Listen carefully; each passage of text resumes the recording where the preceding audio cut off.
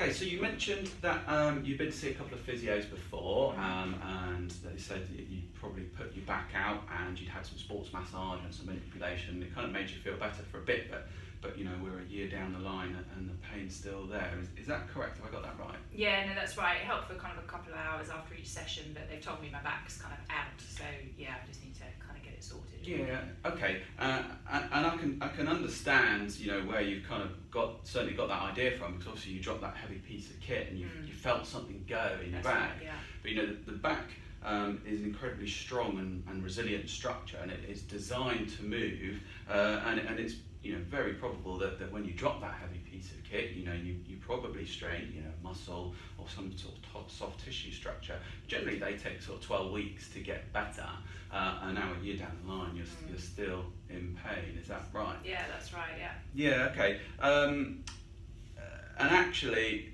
what we do know from back pain at this point is that quite often the structure and the pain they're just not linked. When you're kind of going and getting all these kind of passive treatments, they have at best a short-term effect, but ultimately you're giving control of that pain relief to the person doing the treatment rather than being in control yourself. And I understand that you said that you wanted to get a picture of your back. Was that correct? Yeah, that's right. I just think I need a scan. Like, I've been to see these different people. They've tried stuff. They've said my back's out, and I just think I just need to know what's going on. I just need that scan really, just so we can kind of know what's the best way forwards really. Absolutely. So you're kind of looking for that image to give you that confirmation that it's safe to get going. Is that correct? Yes. I mean, yeah. Or whether it needs, I don't know, something doing to my back. I don't know. Yeah. Okay. And I can understand that, but quite often with imaging, certainly MRI is the image of choice.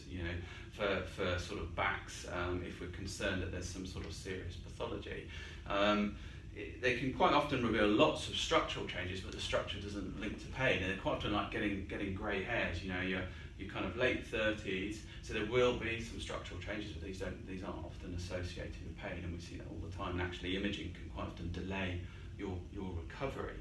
And really, when we look at serious pathology in the back, about 96% of back pain has no structural cause. There's 4% that are either an infection or can have something serious going on, or if they're associated with changes to your legs or the functioning of your bladder and bowel, then these are the sort of things we would tend to operate or image.